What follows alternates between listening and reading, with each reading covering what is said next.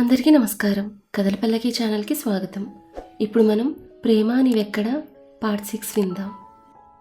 అలా ఆలోచనలో ఉన్న మాధురి చెంపపై ఎవరో కొట్టి జుట్టు పట్టుకుని పైకి లేపడంతో మాధురి ఎవరా అని తన ఎదురుగా చూడగా కళ్ళతోనే నిప్పులు కురిపిస్తూ కోపంతో తన చెంపలు వాయించేస్తున్న ఆమెను చూసి మాధురి తన జుట్టును విడిపించుకోవడాన్ని చూస్తూ, ఎవరండి మీరు? ఎందుకులా నన్ను పట్టుకుని కొడుతున్నారు? అసలు ఎవరు మీరు అని అడిగింది కొంచెం గట్టిగా, నొప్పి కలుగుతుంటే. నేనెవర్నా? ఈ ఇంట్లో ఒకదానికి సవతే కూర్చోడానికి వచ్చావు కదా, దాని తల్లిని అంటూ ఆవిడ మళ్ళీ కొడుతూ ఉంటే అప్పుడే నిద్రలేచి కిందకు వచ్చిన రూప అది చూసి కోపంగా అక్కడికి వెళ్ళి ఆవిడ చేతి నుంచి మాధురిని విడిపించడానికి ప్రయత్నిస్తూ, మమ్మీ ఏం చేస్తున్నావు నువ్వు? తను వదులు, తను ఏం చేసిందని తను అలా కొడుతున్నావు అని కోపంగా అరిచింది. నీకేం తెలీదు, నువ్వు ఊరుకోవే. నువ్వొక ముద్దువి. నీ మొగుడు పెళ్లి చేసుకుని నీకొక సవతిని తీసుకొస్తే నీ మొగుడికి 4 చివాట్లు పెట్టి దీని తన్ని తగిలేయక హారతిచ్చి మరీ లోపలే తీసుకొస్తావా? ఇప్పుడు నేను వచ్చాను కదా, లెక్కలన్నీ తేలుస్తాను అంటూ మాధురి చుట్టూను అలానే పట్టుకుని బయటికి గెంటేశారు విజయ్ గారు.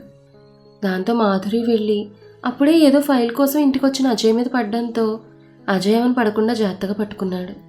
అది చూసిన విజయ్ గారికి ఇంకా ఒళ్ళు మండిపోయి కోపంగా, అల్లుడు, అసలు నువ్వేం చేసావు నీకైనా తెలుస్తోందా? నా కూతుర్ని ప్రేమించి మాకు చెప్పకుండా లేచిపోయి మరీ పెళ్లి చేసుకుని ఇప్పుడేమో ఇది ఎవరితో నీ కంపెనీలో చిచ్చుపెట్టిందని దీనికి భయపడిపోయి దీని మెళ్ళలో తాళి కట్టేస్తావా? అలా కట్టేటప్పుడు నీకు ఒక్క క్షణమైనా నా కూతురు గుర్తుకు రాలేదా? కడితే కట్టావు, కట్టిన వెంటనే దీన్ని వదిలించుకోక ఇలా ఇంట్లోకి తెచ్చిపెట్టుకుని మరీ దీంతో కాపురం చేస్తున్నావా? అసలు నువ్వు మా అన్నయ్య కొడుకువేనా? నువ్వే ఇలాంటి పని చేసావంటే నేను ఎప్పటికీ నమ్మలేకపోతున్నాను అల్లుడు అంటూ కొంగు తీసుకుని మూతుకు అడ్డు పెట్టుకుని మరీ ఏడుస్తున్నారు.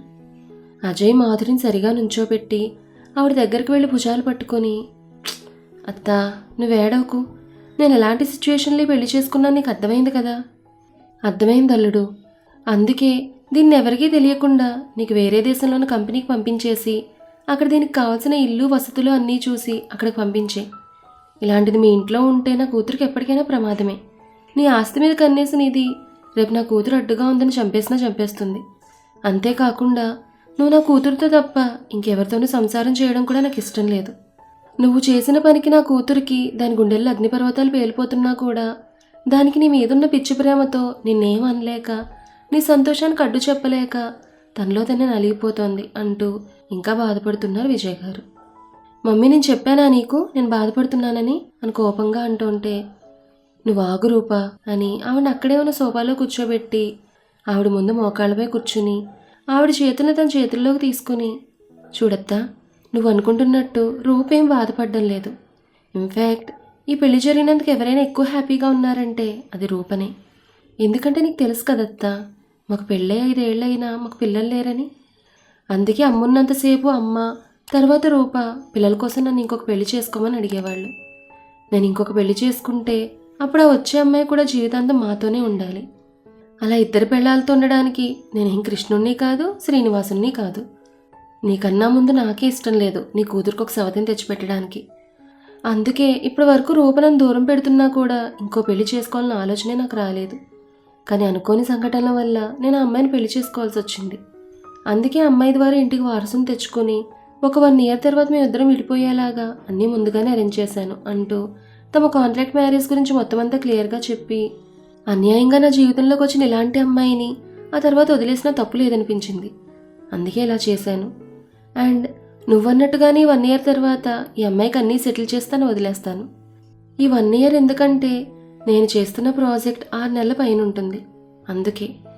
అండ్ ఈ 1 ఇయర్ లోపు తను కన్సీవ్ అయితే బిడ్డను కనేంతవరకు ఇక్కడే ఉంటుంది, లేకపోతే సంవత్సరం తర్వాత వెళ్ళిపోతుంది. సరేనా అత్త? నువ్వు రూప గురించి ఏమాత్రం భయం పెట్టుకోకు అని ఆవిడికి నచ్చ చెప్పాడు అజయ్. విజయ్ గారు కూడా అజయ్ చెప్పిన మాటలకు కొంచెం ఆలోచించి, సరే నువ్వు చెప్పింది బాగానే ఉంది, కానీ నేను మాత్రం దీన్ని నమ్మి నా కూతుర్ని ఇక్కడ ఒంటరిగా వదిలేయలేను. అందుకే ఇది వెళ్ళేంత వరకు నేను మీ మావయ్య కూడా ఇక్కడే ఉంటాం అన్నారు విజయ. సరే అత్త, నీ ఇష్టం, నువ్వు ఒప్పుకున్నావు, నాకు అంతే చాలు. నాకు ఆఫీస్లో కొంచెం అర్జెంట్ వర్క్ ఉంది, నేను వెళ్ళాలి అని చెప్పి అక్కడి నుంచి పైకి వెళ్ళి ఫైల్ తీసుకుని వెళ్ళిపోయాడు అజయ్. విజయ్ గారు తమ రూమ్కి వెళ్ళిపోయి తన భర్త శేఖర్ గారికి కాల్ చేసి అక్కడ జరిగిందంతా చెప్పి లగేజ్ తీసుకుని అక్కడికి వచ్చేయమని చెప్పారు. రూప కూడా వాళ్ళమ్మ మాధురి ఉండడానికి ఒప్పుకున్నందుకు సంతోషించి బయటున్న మాధురి దగ్గరికి వెళ్ళి కొంచెం బాధపడుతూ 2 చెవులు పట్టుకొని, I'm extremely sorry Madhuri, mummy ఇలా ప్రవర్తిస్తుందని నేను అస్సలు అనుకోలేదు. ఏదో కూతురు మీద ప్రేమతో తన జీవితం ఏమైపోతుందో అని భయపడి అలా చేసేసింది. అందుకే మా మమ్మీ చేసిన దానికి నేను క్షమాపణలు కోరుకుంటున్నాను అని అంది. అయ్యో అక్క, ఆంటీ చేసిన దాన్ని మీరేం చేస్తారు? ఆవిడ బాధలో కూడా అర్థం ఉంది కదా, అందుకే నేనేం ఫీల్ అవ్వడం లేదక్క.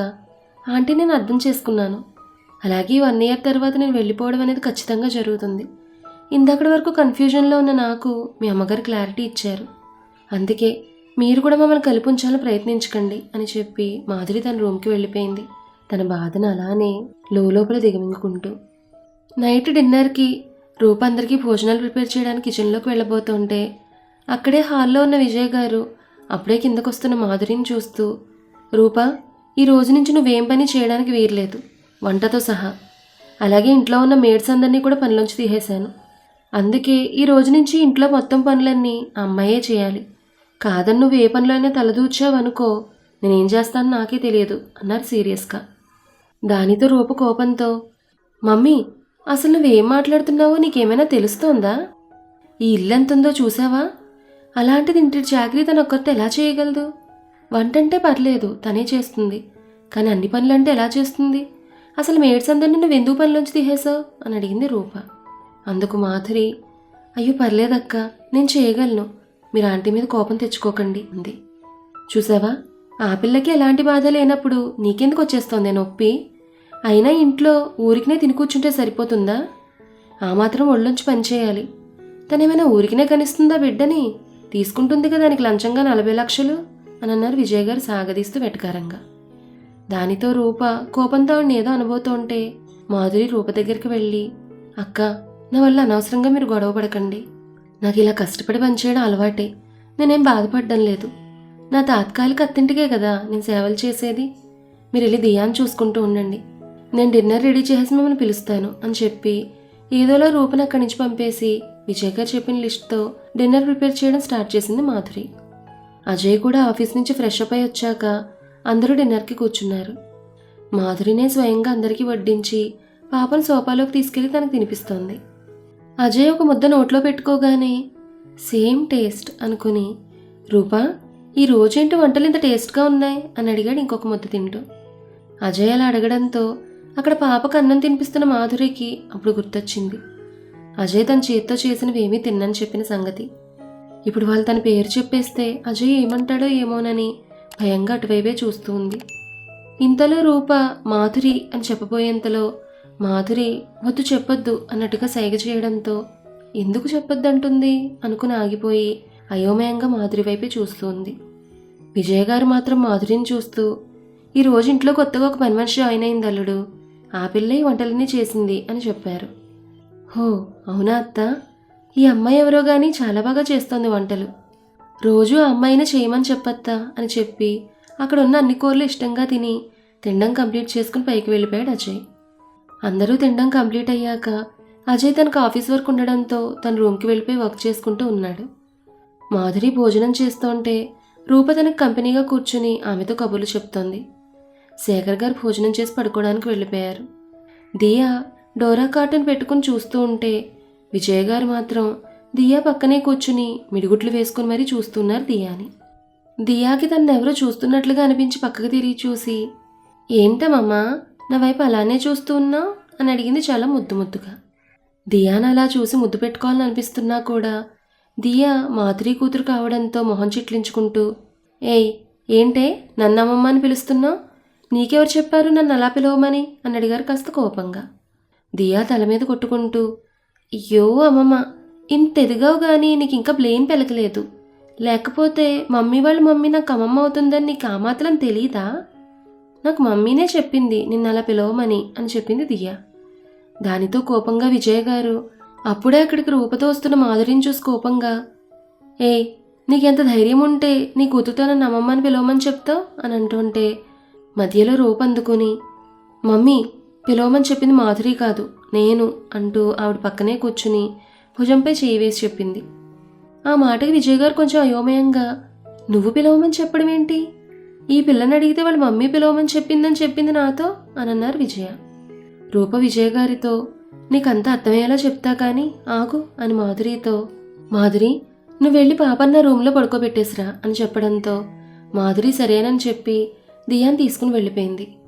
రూప మార్నింగ్ అజయ్కి చెప్పిందే విజయ్ గారికి చెప్పి దియాతో మమ్మీ అని పిలిపించుకోవడానికి ఏదో ఒకలాని కన్విన్స్ చేసుకుంది. కానీ మాధురిని పాపం తనకి దత్తతివ్వమని అడిగిన విషయం అటు అజయ్కి కానీ ఇటు విజయ్ గారికి కానీ ఎవరికీ చెప్పలేదు. కొంతసేపటికి అక్కడ మాధురి రావడంతో పాప నిద్రపోయిందా అని అడిగి మాధురి నిద్రపోయిందని చెప్పడంతో సరే మాధురి, ఇక నువ్వు వెళ్ళు, నీకోసం బావ వెయిట్ చేస్తూ ఉంటాడు అనంది రూప. ఈ మాట విన్న విజయ్ గారు కోపంగా, ఎక్కడికి వెళ్ళేది, అది నీ రూమ్లో పడుకుంటుంది కానీ నువ్వు వెళ్ళి బావ దగ్గర పడుకో అని అన్నారు విజయ. మమ్మీ ఏం మాట్లాడుతున్నావు, నేను బావ దగ్గర పడుకోవడం ఏంటి అని కాస్త అసహనంగా అడిగింది రూప. నువ్వు పడుకోక ఇంకెవరు పడుకుంటారే, నువ్వే కదా నీ బావ భార్యవి అని అన్నారు విజయ్ గారు మళ్ళీ మాధురి వైపు కోపంగా చూస్తూ. అబ్బా మమ్మీ, నువ్వు మళ్ళీ మొదటికి రాకు, నీకు మధ్యాహ్నం బావ మొత్తం చెప్పాడుగా, మళ్ళీ ఇదంతా ఏంటి అంది రూప. నువ్వెన్నైనా చెప్పవే, నా కళ్ళ ముందే నా కూతురు కాకుండా దాని సవతిలా నా మేనల్లుడి రూమ్లోకి వెళ్తుంటే నేను తట్టుకోలేకపోతున్నాను అన్నారు విజయ. తట్టుకోలేకపోతే నీ రూమ్లోకి వెళ్ళి కళ్ళు మూసుకొని పడుకో మమ్మీ, పెళ్ళాన్ని, నాకే ఎలాంటి బాధ లేనప్పుడు ఇంక నీకేంటి అనంది రూప కొంచెం కోపంగా. అక్కడే నిలబడి వాళ్ళ డిస్కషన్ అంతా ఏ భావన లేకుండా అలానే నించుని వింటూ ఉంది మాధురి. నాకు కూడా అదే అర్థం కావడం లేదే, అసలు నీకు నీ బావంటే ప్రేమ ఉందా, నువ్వు వాడికి అసలు పెళ్ళాలానే ప్రవర్తించడం లేదు అంటూ ఇంకా ఏదో మాట్లాడుతూ ఉండగా అజయ్ అక్కడికి వచ్చి అక్కడే నిలబడున్న మాధురిని అమాంతం తన 2 చేతుల్లో తీసుకుని స్టెప్స్ ఎక్కి పైకి తీసుకెళ్తున్నాడు. అది చూసి విజయ్ గారు కళ్ళు తేలేసి మరీ చూస్తూ ఉంటే రూప మాత్రం మనసులో, బావేంటి మమ్మీ ముందు ఎలా తీసుకెళ్తున్నాడు, కొంపతీసి అవుట్ ఆఫ్ కంట్రోల్లోకి కానీ వెళ్ళిపోయాడా ఏంటి అనుకుని ఇప్పుడు మమ్మీకి ఏం చెప్పి కన్విన్స్ చేయాలరా దేవుడా అనుకుంటూ ఆలోచిస్తుంది. మాధురి మాత్రం సడన్గా అజయ్ తను అలా లిఫ్ట్ చేయడంతో ఆ షాక్లోనే ఉండిపోయి అజయ్ వైపే చూస్తూ ఉంది. అజయ్ మాధురిని లోపలే తీసుకొచ్చి ఆమెను కిందకి దించి డోర్ బోల్ట్ పెట్టాక ఒక్కసారిగా మాధురిని గట్టిగా హక్ చేసుకుని, ఏంటి కిల్లర్ బేబీ, నీకోసం ఎంతసేపని వెయిట్ చేయాలి అంటూ ఆమె మెడపైన ముద్దులు పెట్టడం స్టార్ట్ చేశాడు. మాధురి కూడా అతని ముద్దులకు పరవశించిపోతూ అతని చుట్టూ చేతులు వేసి అతను అల్లుకుపోయింది. మనసులో మాత్రం బాధగా, మీరు నాకు కావాలనిపిస్తోంది అజయ్ గారు, పూర్తిగా మీ ప్రేమ నాకే కావాలనిపిస్తోంది. మత్తులో లేనప్పుడున్న ఆ అజయ్ గారు కాదు, మత్తులో ఉన్నప్పుడున్న ఈ అజయ్ గారే నాకు కావాలనిపిస్తోంది. ఎందుకంటే ఈ అజయ్ గారే ఈ ప్రపంచంలో అందరికన్నా నన్ను ఎక్కువగా ప్రేమిస్తున్నారు అనుకుంటూ మళ్ళీ అంతలోనే, కానీ మత్తులో ఉన్న మీరు నిజం కాదు అజయ్ గారు, మీరు ఒక అబద్ధం, రోజు ఒక అబద్ధంతో కాపురం చేయాలంటే ఒక అమ్మాయికి అంతకన్నా ఎక్కువ నరకం ఇంకేం ఉండదు అజయ్ గారు. మీరు నార్మల్గా ఉన్నప్పుడు కూడా ఒక్కొక్కసారి నా వైపు ఎంతో ప్రేమగా చూసే మీ కళ్ళను నేను చూశాను, కానీ నేను చేసిన పనికి నా మీద కోపంతో ప్రేమను దాచేస్తున్నారు మీరు.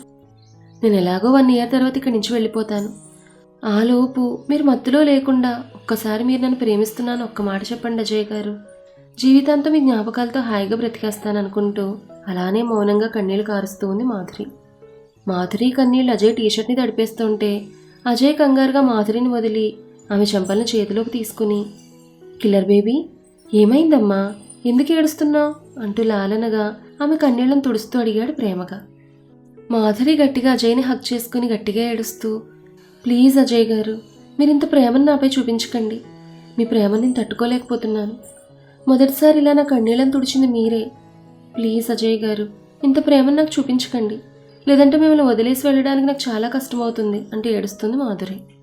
ఏం మాట్లాడుతున్నావు కిల్లర్ బేబీ, నువ్వు నన్ను వదిలేసి వెళ్ళిపోవడం ఏంట్రా, నిన్ను అసలు నేను వెళ్ళనిస్తాను నువ్వు అనుకుంటున్నావా, నువ్వు నా ప్రాణం కిల్లర్ బేబీ, నేను ఎలా వదిలేసుకుంటానురా అంటూ అజయ్ కూడా ఎమోషనల్ అయిపోతుంటే మాధురి మనసులో, అయ్యో ఈయనేంటి ఇలా మాట్లాడుతున్నారు, ఇలా అయితే అనవసరంగా అక్కన వల్ల అన్యాయం అయిపోతుంది, ఈయన నా గురించి ఇలా ఆలోచించకుండా చేయాలి అనుకుని అజయ్తో, అజయ్ గారు, నేను మీతో ఎప్పటికీ శాశ్వతంగా ఉండలేను, రూపక్క చాలా మంచిది, ఎప్పటికీ కలిసి ఉండేది మీ ఇద్దరు మాత్రమే, నేను మన ప్రేమకు ప్రతిరూపమైన మన బేబీని మీ చేతిలో పెట్టి వెళ్ళిపోతాను, అప్పుడు ఆ బేబీలో నన్ను చూసుకుంటూ మీరు రూపక్క ఎప్పటికీ కలిసి సంతోషంగా ఉండాలని చెప్పి అతనికి ఇంక మాట్లాడడానికి ఛాన్స్ ఇవ్వకూడదని మాధురి అజయ్ని గట్టిగా హక్ చేసుకుని అతని ముఖం మీద మెడ మీద ముద్దులు పెట్టడం మొదలుపెట్టింది. ఇక అజయ్ కూడా ఆమె ప్రేమకు లొంగిపోయి తను ఏం మాట్లాడాలనుకున్నాడో కూడా మర్చిపోయి ఆమె పెదాలను అందుకోవడానికి చూసేలోపు మాధురి అతని నోటికి తన చేతిని అడ్డుపెట్టి, మీకు ఆల్రెడీ చెప్పాను కదా అజయ్ గారు, మీరు పూర్తి కాన్షియస్లో ఉండి మీ ప్రేమను నాకు చెప్పినప్పుడే మీకు ఆ ఛాన్స్ అని అనడంతో అజయ్ ఒక నిట్టూర్పు విడిచి, సరే కిల్లర్ బేబీ, నీ ఇష్టం అంటూ ఆమెను ఎత్తుకుని బెడ్ మీదకు చేర్చి లైట్ ఆఫ్ చేశాడు. అలా ప్రతిరోజు ఉదయకాలమంతా మాధురికి ఇంటి పనులతో, విజయ్ గారి తిట్లతో, రూప ఆదరాభిమానాలతో, దియా అల్లరితో, యాంగ్రీ బర్డ్ షార్ప్ లుక్స్తో గడిచిపోతుంటే నైట్ టైమ్స్ మాత్రం తన రోమియో ప్రేమ ముచ్చట్లతో, వారిరువురి తనువుల కలయికతో అలా అలా 2 నెలలు గడిచిపోయాయి. ఈ 2 నెలల్లో అజయ్కి మాధురి ప్రవర్తన, ఆమె నడవడిక, ఆమె తీరును చూసి ఆమె మీదున్న కోపం, అసహ్యం కొద్ది కొద్దిగా పోతూ ఉండగా ఇదివరకులా కాకుండా ఇప్పుడు ఆమెతో కొంచెం నార్మల్గా ఉంటూ మాట్లాడుతున్నాడు. అది కూడా జస్ట్ ఫ్రెండ్లీగా. ఒకరోజు రూప విజయ్ గారి రూమ్లో కూర్చుని ఆవిడతో మాట్లాడుతూ ఉండగా మాధురి కిచెన్లో పనిచేసుకుంటూ ఉంది. ఈ లోపు తన మొబైల్ రింగ్ అవుతూ ఉంది. మాధురి మాత్రం పట్టించుకోకుండా అలానే పనిచేస్తూ ఉంటే మొబైల్ అదే పనిగా మోగుతూనే ఉంది.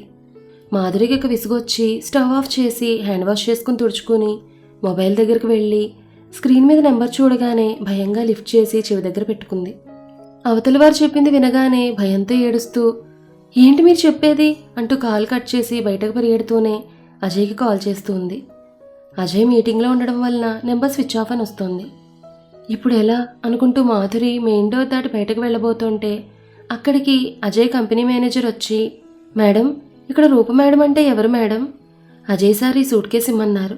ఇందులో ₹1,00,00,000 క్యాష్ ఉందంట. అందుకే రూప మేడంకి ఇవ్వడానికి వచ్చాను. ఇక్కడ రూప మేడం అంటే అని అడిగాడు. ఆ తర్వాత కొద్దిసేపటికి రూప భయంగా, బాధగా గుమ్మం వైపే చూస్తూ ఉంటే అజయ్ మాత్రం మాధురి మీద కోపంతో చూస్తూ ఉన్నాడు. మాధురికి ఫోన్ చేసింది ఎవరై ఉంటారు? అజయ్ ఎందుకు మాధురి మీద కోపంతో ఉన్నాడు? రూప ఎందుకు భయంగా గుమ్మం వైపు చూస్తోంది? అసలు ఏం జరుగుంటుంది? ఈ విషయాలన్నీ కూడా మనం నెక్స్ట్ ఎపిసోడ్లో తెలుసుకుందాం. ఈ కథ మీకు నచ్చితే లైక్ చేయండి, షేర్ చేయండి. అలాగే మన కథల పల్లికి ఛానల్ని సబ్స్క్రైబ్ చేసుకోండి. ధన్యవాదాలు.